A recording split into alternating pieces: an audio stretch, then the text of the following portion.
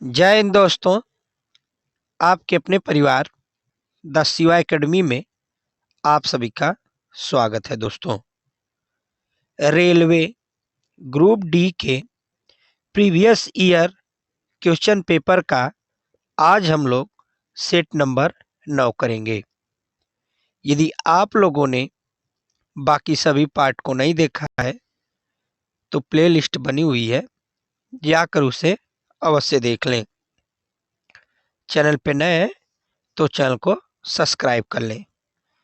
तो इस सेशन में लास्ट तक बने रहें दोस्तों, क्योंकि किसी भी एग्जाम का जो प्रीवियस ईयर पेपर होता है दोस्तों, बहुत ही महत्वपूर्ण होता है।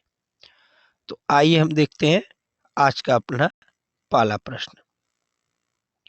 प्रश्न है दोस्तों, झारखंड की गुआ खान निम्नलिखित में से किस खनिज से संबंधित है? कोयला, लौह अयस्क, बॉक्साइट, जस्ता।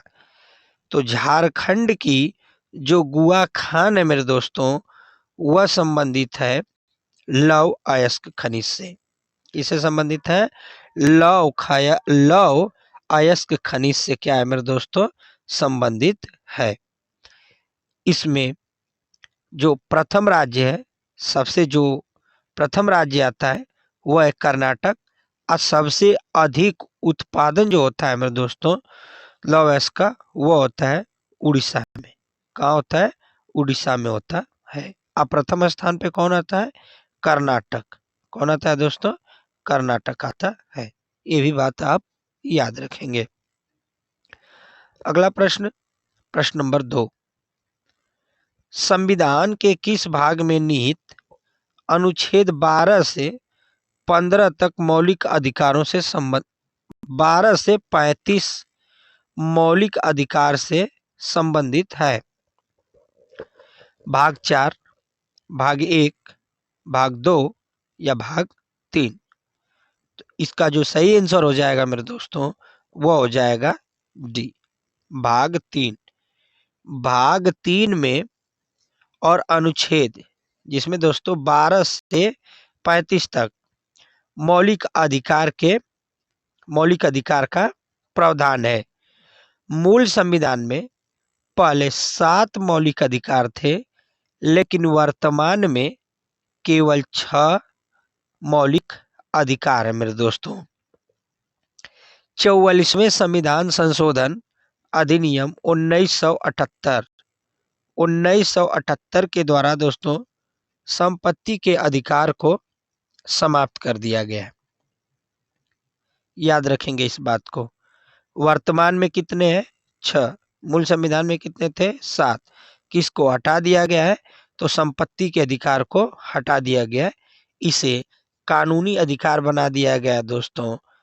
भाग 12 के तहत, भाग 12 क के तहत अनुच्छेद 300 के तहत इसको कानूनी अधिकार बना दिया गया है। आगे चलते हैं। अगला प्रश्न, एथेनॉल का एथेनाइक अम्ल में परिवर्तन निम्न में से किस अभिक्रिया का उदाहरण है? दहन अभिक्रिया, योगज अभिक्रिया, ऑक्साइड अभिक्रिया, प्रतिस्थापन अभिक्रिया। तो इसका जो सही आंसर हो जाएगा मेरे दोस्तों, वह हो जाएगा ऑक्सीकरण अभिक्रिया। तो इसमें ऑप्शन नहीं दिख रहा है दोस्तों, तो इसका जो ऑक्साइड है ना, यही ऑक्सीकरण अभिक्रिया हो जाएगा। क्या हो जाएगा दोस्तों? ऑक्सीकरण अभिक्रिया। ध्यान रखिएगा इस बात को, ऑक्साइड नहीं, ऑक्सीकरण अभिक्रिया। आगे देख लेते हैं अगला प्रश्न, प्रश्न नंबर 4। मैनेजाइट नहीं, मोनेजाइट अयस्क भारत के इनमें से किस राज्य की रेत में पाया जाता है? कह रहा है मेरे दोस्तों कि जो मोनेजाइट अयस्क होता है वह भारत के किस राज्य की रेत में पाया जाता है? तो यह पाया जाता है मेरे दोस्तों केरल, केरल के रेत में पाया जाता है। इसका जो अयस्क होता है वह होता है थोरियम। और यह पहले स्थान पर कहाँ है दोस्तों? केरल में ये पहला स्थान। और अन्य राज्य की बात कर लें दोस्तों तो तमिलनाडु, आंध्र प्रदेश और उड़ीसा के तटीय क्षेत्रों में पाया जाता है। अगला देख लेते हैं। अगला प्रश्न, प्रश्न नंबर 5। तब प्रश्न नंबर 5 देखते हैं दोस्तों। अब दिख रहा होगा क्योंकि ऑप्शन छुप रहे थे, अब बिल्कुल दिख रहा होगा। निम्नलिखित में से कौन सा समरूप त्रिभुज का गुण नहीं है? समरूप त्रिभुज का गुण कौन नहीं है दोस्तों, पूछा है। तो इसका जो सही आंसर हो जाएगा वह हो जाएगा मेरे दोस्तों बी। किन्हीं दो कोणों का अनुपात किन्हीं दो माध्यिकाओं के अनुपात के बराबर नहीं होता है। याद रखिएगा, यह समरूप त्रिभुज का गुणधर्म नहीं होता है। बाकी सभी जितने भी ऑप्शन है वह समरूप त्रिभुज के गुणधर्म होते हैं, सिवाय बी ऑप्शन के। आगे देख लेते हैं। प्रश्न नंबर 5। बता दें दोस्तों कि मैं केवल जितने भी 2022 में ग्रुप डी के शिफ्ट ओ में 99 पेपर हुआ था दोस्तों, उसमें केवल मैं जीके और जीएस के प्रश्नों को कराता हूं दोस्तों। इसलिए चैनल पे डेली आए और अपनी तैयारी को और अच्छा बनाएं दोस्तों, और अपने स्कोर को भी देखें। प्रश्न है, निम्नलिखित धातुओं के धात्विक गुण का सही क्रम क्या है? करे कि किस धातुओं के धातु गुण है जो दोस्तों वो बिल्कुल सही है। तो इसका हो जाएगा दोस्तों सी, मैग्नीशियम, सोडियम, बेरिलियम और सीजियम। यही इसका क्या हो जाएगा, सही हो जाएगा। क्योंकि आवर्त में, आवर्त सारणी में बाएं से दाएं इसका मान घटता है, लेकिन समूह में ऊपर से नीचे की ओर इसका मान क्या करता है मेरे दोस्तों, धात्विक गुणों का मान बढ़ता है। याद रखिएगा, बाएं से दाएं घटता है और ऊपर से नीचे बढ़ता है। आगे देखते हैं। अगला प्रश्न, सागा दावा उत्सव इनमें से किस राज्य में मनाया जाता है? अरुणाचल प्रदेश, केरल, उत्तर प्रदेश, मध्य प्रदेश। तो सागा दावा जो उत्सव होता है दोस्तों वह मनाया जाता है अरुणाचल प्रदेश में। अरुणाचल प्रदेश के साथ साथ यह सिक्किम में भी मनाया जाता है। और यह उत्सव 15 अप्रैल को सागा दावा महोत्सव या उत्सव मनाया जाता है। अरुणाचल के साथ साथ सिक्किम को भी आप लोग याद रखेंगे। आगे देख लेते हैं। अगला प्रश्न, अगला प्रश्न है, अर्थशास्त्र में इनमें से कौन सा कथन सही है? औसत नियम लागत वक्र का ढलान नीचे की ओर होता है। लंबे समय में सभी इनपुट नियत हाट है। कुछ लागत कुल परिवर्तन लागत और कुल नियत लागत का योग होती है। और ऑप्शन डी है, अल्पकालीन सीमांत और लागत औसत परिवर्तित लागत और अल्पकालीन औसत के वक्र यू आकार के होते हैं। तो इसका जो सही आंसर हो जाएगा मेरे दोस्तों वह हो जाएगा बी। बी बिल्कुल सही होगा। लंबे समय में सभी इनपुट नियत हाट होते हैं। ध्यान रखिएगा, क्योंकि औसत नियत लागत का जो वक्र होता है दोस्तों नीचे की ओर होता है। इस बात को ध्यान रखना है आपको। तो बी इसका बिल्कुल करेक्ट जवाब है। आगे देखते हैं। अगला प्रश्न, प्रश्न नंबर 9। प्रश्न नंबर 9 है, वायुमंडल की समताप मंडल परत में ओजोन क्षय निम्नलिखित में से किसके लिए उत्तरदायी है? कह रहा है दोस्तों कि जो ओजोन परत है सप्ताह मंडल में किसके लिए उत्तरदायी है? पृथ्वी की सतह पर पहुंचने वाले यूवी किरणों में वृद्धि, पृथ्वी के वायुमंडल ठंडा होना, क्षोभ मंडल में अवरक्त विकिरणों में वृद्धि या ग्रीन हाउस में वृद्धि। तो इसका जो सही आंसर हो जाएगा मेरे दोस्तों वह हो जाएगा ए। पृथ्वी की सतह पर पहुंचने वाले यूवी विकिरणों में वृद्धि इसका करेक्ट आंसर हो जाएगा। क्योंकि मेरे दोस्तों ओजोन परत के क्षय में पृथ्वी की सतह पर पहुंचने वाली यूवी किरणों में क्या होगी? वृद्धि होगी, जो सूर्य से आने वाली हानिकारक विकिरणों यूवी से सभी के जीवन की रक्षा होती है, याद रखिएगा। आगे देखते हैं। और यह पृथ्वी की सतह से कितने ऊपर? तो यह 8, तो यह दोस्तों 9 से 18 मील ऊपर है। अगला प्रश्न होगा प्रश्न नंबर 10, कथन वाले है दोस्तों। तो पहले इसका प्रश्न और कथन पढ़ेंगे।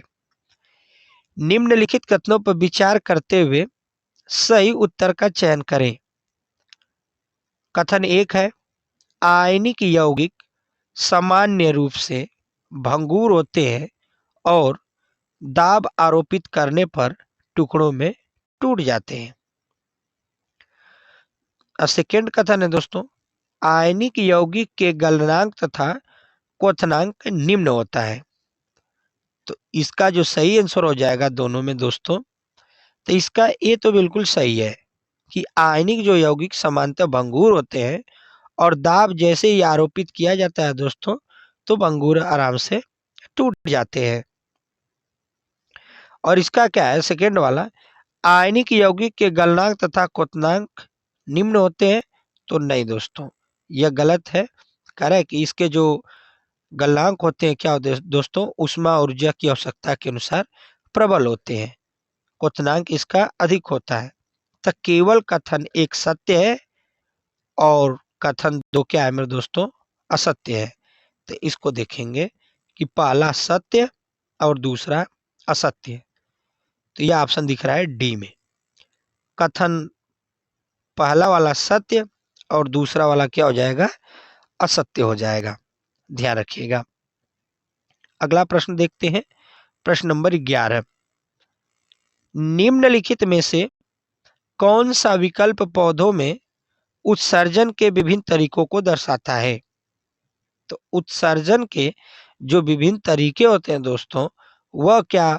वाष्पोत्सर्जन, विसरण और संग्रहण है, केवल विसरण और संग्रहण है, केवल वाष्पोत्सर्जन और संग्रहण है, या केवल वाष्पोत्सर्जन और विसरण है। तो पौधों में उत्सर्जन के जो तरीका है मेरे दोस्तों उसमें आता है वाष्पोत्सर्जन, विसरण और संग्रहण, तीनों प्रक्रिया आती है। इसका ए बिल्कुल करेक्ट आंसर हो जाएगा। अगला प्रश्न देखते हैं, प्रश्न नंबर 12, भारत का पहला वन हेल्थ कंसोर्टियम किसने लॉन्च किया? शिक्षा मंत्रालय, गृह मंत्रालय, विज्ञान एवं प्रौद्योगिकी मंत्रालय, स्वास्थ्य एवं परिवार कल्याण मंत्रालय। तो भारत का पहला वन हेल्थ कंसोर्टो कंसो कंसोर्टियम किसने लॉन्च किया था दोस्तों?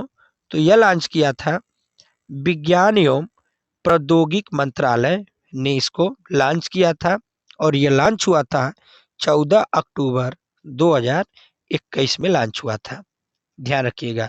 इसका जो मेन उद्देश्य था दोस्तों, रोगों से संक्रमित होने वाले जीवाणु, विषाणु तथा परजीवी संक्रमणों की क्या करनी थी?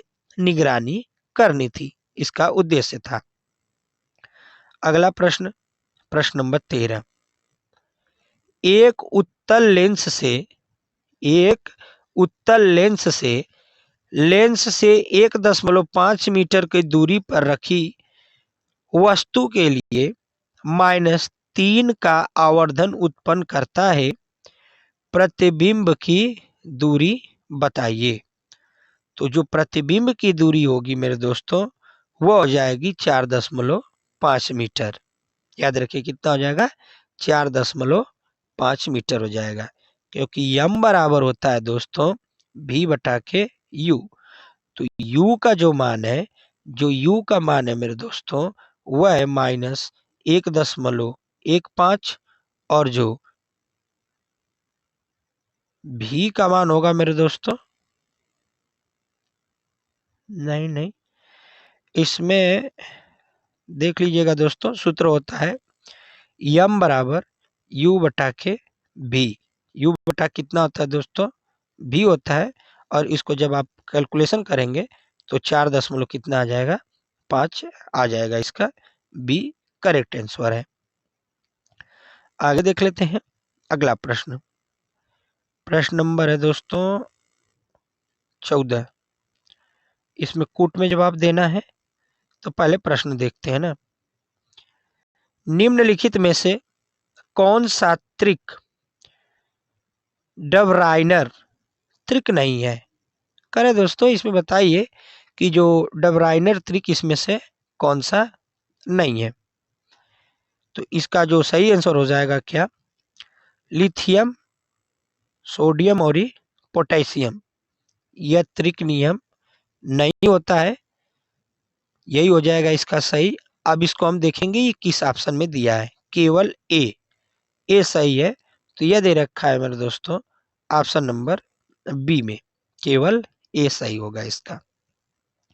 अगला प्रश्न, प्रश्न नंबर 15 देखते हैं दोस्तों। पहले प्रश्न को देख लीजिए आप। एक गोली दर्पण एक किरण पुंज को मुख्य अक्ष पर किस दिए गए बिंदु पर अभिसरित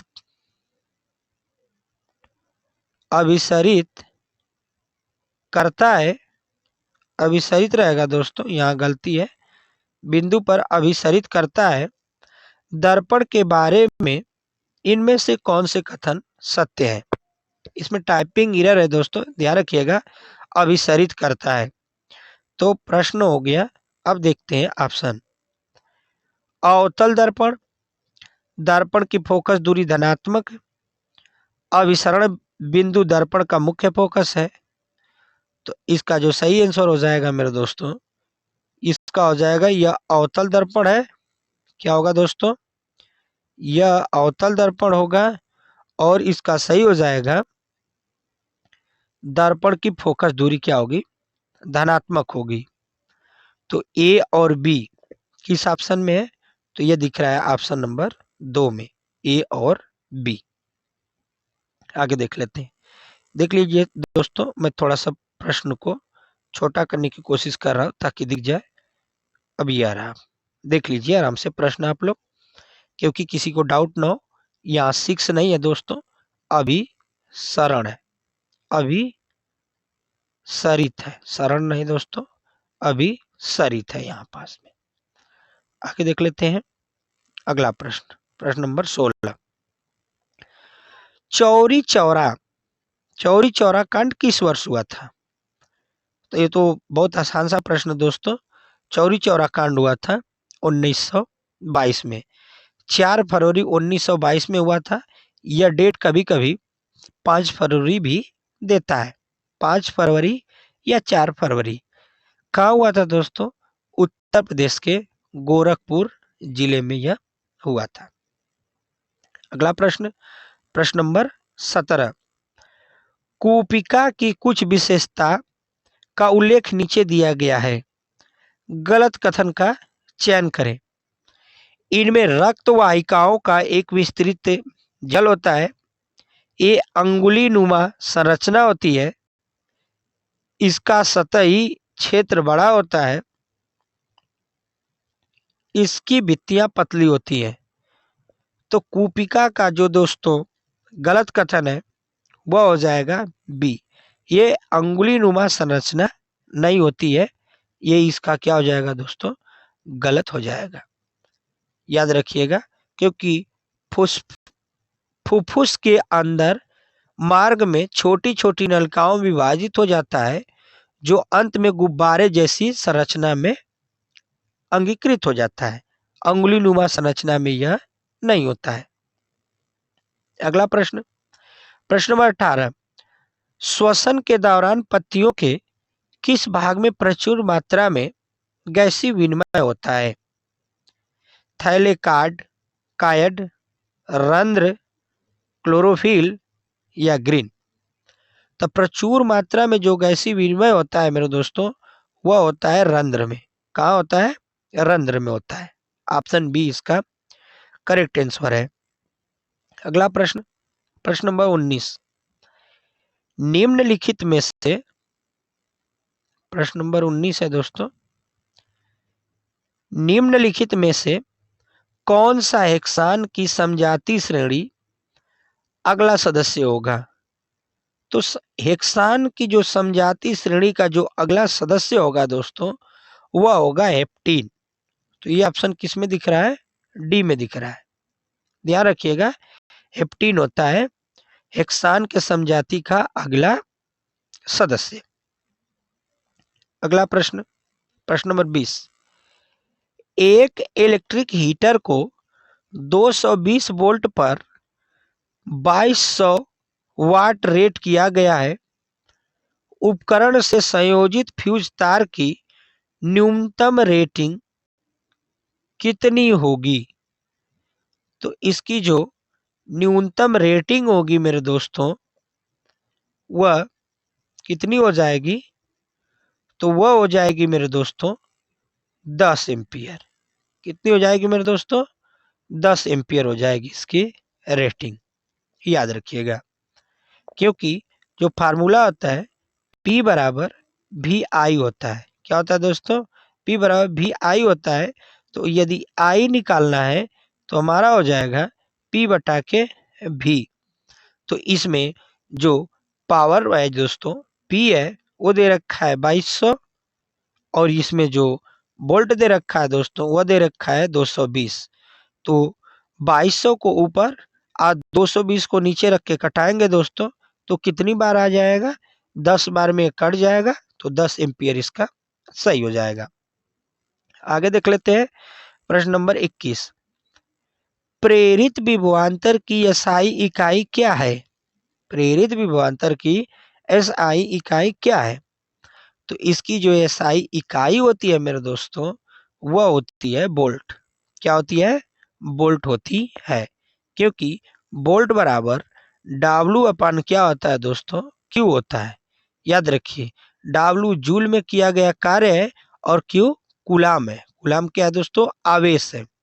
इसलिए अगर इसको देखें तो इसका जो हो जाएगा दोस्तों ऑप्शन ए, एसआई इकाई क्या हो जाएगी? वोल्ट हो जाएगी। आगे देख लेते हैं, प्रश्न नंबर 22, 1969 में चौथी पंचवर्षीय योजना के दौरान इंदिरा गांधी द्वारा कितने निजी बैंकों का राष्ट्रीयकरण किया गया था? तो 1969 में चौथी पंचवर्षीय योजना के तहत मेरे दोस्तों 14 बैंकों का राष्ट्रीयकरण किया था, हुआ था इंदिरा गांधी के दौरान। याद रखिएगा, 14 बैंकों का। और 19 जुलाई 1969 को यह घटना हुई थी, ध्यान रखेंगे। अब प्रधानमंत्री और वित्त मंत्री दोनों इंदिरा गांधी ही थी। प्रधानमंत्री और वित्त मंत्री दोनों कौन थी? इंदिरा गांधी थी। और इन्हीं के समय में 14 बैंकों का राष्ट्रीयकरण हुआ था। अगला प्रश्न, प्रश्न नंबर 23, वह कौन सा धन है जो किसी व्यक्ति की आय में से स्थानीय, राज्य और संघ करों का भुगतान करने के बाद उपलब्ध होता है? व्यक्तिगत आय, प्रयोज्य आय, राष्ट्रीय आय या प्रति व्यक्ति आय? तो इसका जो हो जाएगा मेरे दोस्तों आंसर प्रयोज्य आय। क्या होता है? प्रयोज्य आय होता है। यह किसी व्यक्ति की आय में से स्थानीय, राज्य एवं संघीय करों का भुगतान करने के बाद उपलब्ध होता है, अथवा सभी करों का भुगतान करने के बाद उपलब्ध आय को प्रयोज्य आय भी कहते हैं। ध्यान रखिएगा दोस्तों। अगला प्रश्न, प्रश्न नंबर 24। कांच के प्रिज्म से होकर गुजरने पर श्वेत प्रकाश के किस रंग पर घटक का विचलन अधिक होता है?